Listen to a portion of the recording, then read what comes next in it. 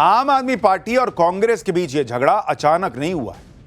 इसकी स्क्रिप्ट कांग्रेस के नेता अजय माकन ने कल ही लिख दी थी। भाई ऐसी ऐसी बात बोले अजय माकन केजरीवाल को लेके कोई भी नाराज हो जाएगा। कल ही अजय माकन ने कहा कि आम आदमी पार्टी से गठबंधन एक भूल थी। अजय माकन ने तो अरविंद केजरीवाल को एंटी नेशनल तक कह दिया था। सुनिए अजय माकन ने कल क्या क्या कहा था अरविंद केजरीवाल के बारे में, फिर बताता हूं कि कैसे आम आदमी पार्टी अजय माकन पर एक्शन लेने की बातें कह रही है। आज केजरीवाल को अगर एक शब्द में उसको डिस्क्राइब किया जा सकता है तो फर्जीवाल।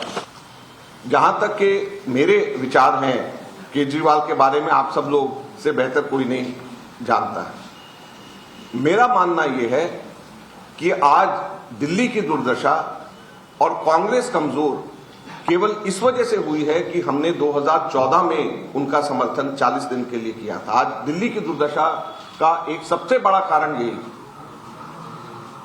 और कांग्रेस ने मेरा ये मानना है कि हम लोगों से शायद अलायंस करके दिल्ली के अंदर दोबारा से हम लोगों से एक भूल हुई है जिसको सुधारना जरूरी है।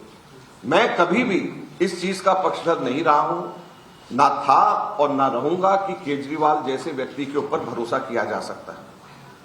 केजरीवाल हिंदुस्तान की राजनीति के अंदर अपने खुद के एम्बिशंस को फुलफिल करने के लिए किसी भी एक्सटेंट तक के जा सकता है। उसकी कोई विचारधारा नहीं है, कोई सोच नहीं है। उस व्यक्ति के ऊपर कैसे भरोसा किया जा सकता है? वो एंटी नेशनल है। मुझे एक बात बताइए बॉस, कौन कांग्रेस का भरोसा करेगा? इनका कोई स्टैंड ही नहीं है। वो कह रहे हैं कि केजरीवाल का स्टैंड नहीं है। आपका क्या स्टैंड है बॉस? आप जिस अरविंद केजरीवाल को फर्जीवाल कह रहे हैं, जिनको एंटी नेशनल कह रहे हैं, अभी दिल्ली के चुनाव में तो उनके कंधे पे चढ़ गए थे कि अरे यार हमको नहीं साथ में लेकर चलोगे, ऐसे कैसे चलेगा, हमको भी बैठा लो बाइक पे पीछे। तब तो आम आदमी पार्टी के साथ मिलकर चुनाव लड़ रहे थे। केजरीवाल की गिरफ्तारी हुई तो यही कांग्रेस के नेता गए थे उनके घर के बाहर प्रदर्शन करने की, बीजेपी ने अत्याचार कर दिया।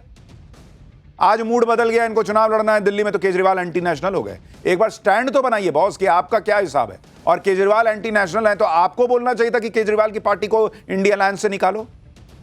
यहां तो उल्टे केजरीवाल की पार्टी कह रही है कि अजय माकन पे एक्शन लो, नहीं तो बाहर करो राहुल गांधी और उनकी पार्टी को। अजय माकन की ये बातें सुनकर आम आदमी पार्टी में आग लगी हुई है। आम आदमी पार्टी तो पहले से ही सुलगी बैठी थी क्योंकि कांग्रेस के नेता केजरीवाल की चुनावी स्कीम्स को लेकर उनके खिलाफ एफआईआर करवाने चले गए थे। इसके बाद अजय माकन का देशद्रोही वाला बयान केजरीवाल की टीम को बर्दाश्त नहीं हुआ। इस पर आम आदमी पार्टी भड़क गई। आम आदमी पार्टी ने कहा कि कांग्रेस नेताओं ने कभी बीजेपी के किसी नेता को तो देशद्रोही नहीं कहा, लेकिन केजरीवाल के लिए ऐसी बात कह दी। कांग्रेस नेताओं ने कभी बीजेपी के नेताओं के खिलाफ तो कोई शिकायत नहीं की, कोई एफआईआर नहीं की, लेकिन केजरीवाल के खिलाफ शिकायत भी कर दी। इसी आधार पर आम आदमी पार्टी कह रही है कि अगर दिल्ली चुनाव में कांग्रेस बीजेपी से नहीं मिली हुई है तो इस बात को साबित करे। और यह साबित होगा कैसे? आम आदमी पार्टी ने इसकी भी शर्त रख दी। आम आदमी पार्टी कह रही है कि 24 घंटे में कांग्रेस पार्टी अजय माकन के खिलाफ एक्शन लेके दिखाए। दूसरी शर्त है कि कांग्रेस उन नेताओं के खिलाफ एक्शन ले जो केजरीवाल की शिकायत करने थाने पहुंच गए थे। आम आदमी पार्टी ने कह दिया कि अगर 24 घंटे में यह शर्त पूरी नहीं हुई तो वो कांग्रेस को इंडी गठबंधन से बाहर करने की मांग करेंगे कि निकालो बाहर इनको। ये कौन से गठबंधन के साथी है जो मुझे एंटी नेशनल बुला रहे? और इसके लिए इंडी गठबंधन के दूसरे दलों से बात भी करेंगे। सुनिए संजय सिंह और आतिशी कैसे राहुल गांधी और उनकी कांग्रेस पार्टी को अल्टीमेटम दे रहे हैं कि करो नहीं तो निकलो। अब सारी हदें पार हो चुकी हैं, सारी सीमाएं पार हो चुकी हैं।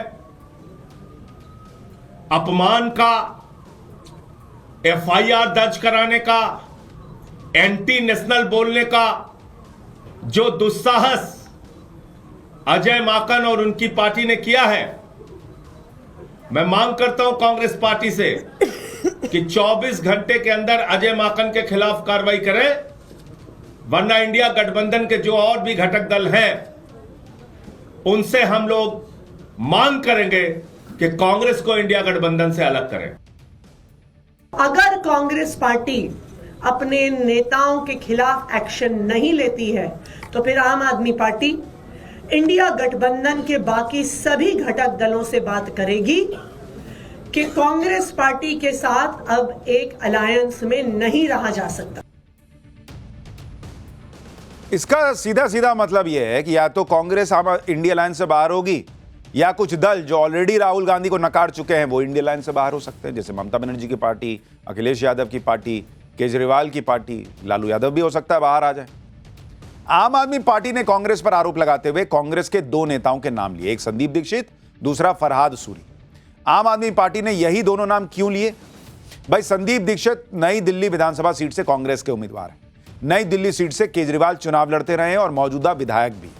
फरहाद सूरी जंगपुरा से कांग्रेस के कैंडिडेट हैं। जंगपुरा से इस बार आम आदमी पार्टी ने मनीष सिसोदिया को टिकट दिया है। नई दिल्ली और जंगपुरा की सीट दिल्ली की सबसे हॉट सीट बन गई है। इन दोनों ही सीटों पर कांग्रेस का मजबूती से लड़ना आम आदमी पार्टी को नुकसान पहुंचा सकता है।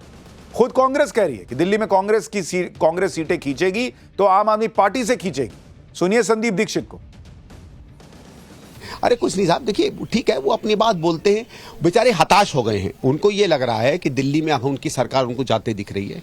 जैसे जैसे कांग्रेस जो है जीतने की तरफ बढ़ रही है, और हम जीतने के लिए लड़ रहे हैं, हम क्लियर कर दें, जैसे जैसे कांग्रेस जीतने की तरफ बढ़ रही है और जीतेगी दिल्ली का चुनाव, स्वाभाविक है कि इन्हीं का वोटर हमारे पास ज्यादा आएगा तो बीजेपी का भी। बीजेपी का हम मानते हैं करीबन 30 से 40% जो हमारा वोट बढ़ेगा वहां से आएगा, और करीबन 55 से 60% वोट हमारा 2-4-5% मतलब एग्जैक्टली नहीं कह सकते। तो सबसे ज्यादा नुकसान इन्हीं को इन्हीं की सीटें हैं।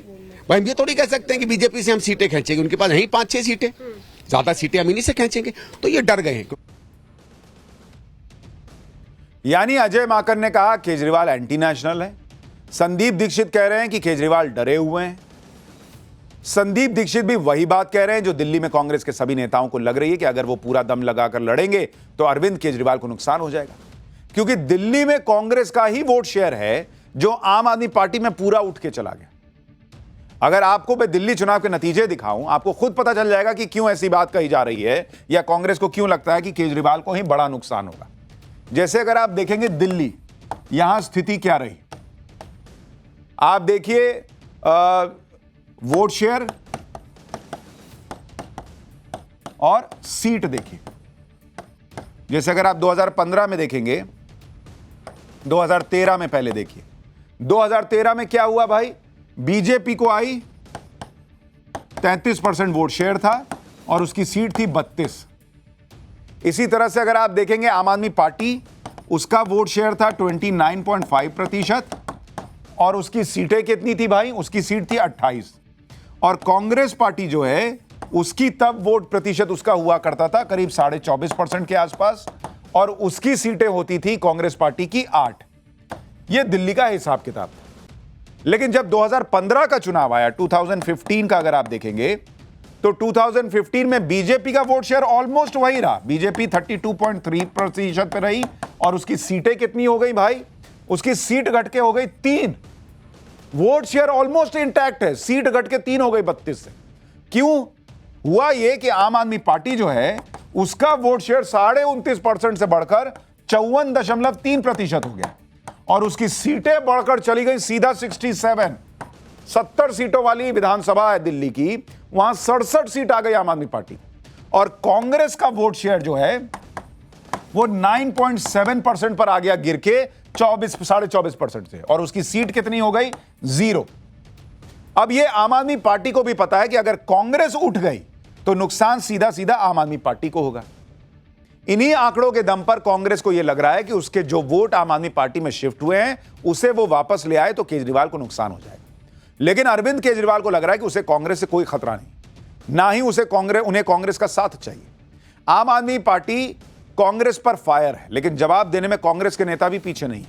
कल कांग्रेस नेताओं ने केजरीवाल की शिकायत पुलिस से की थी।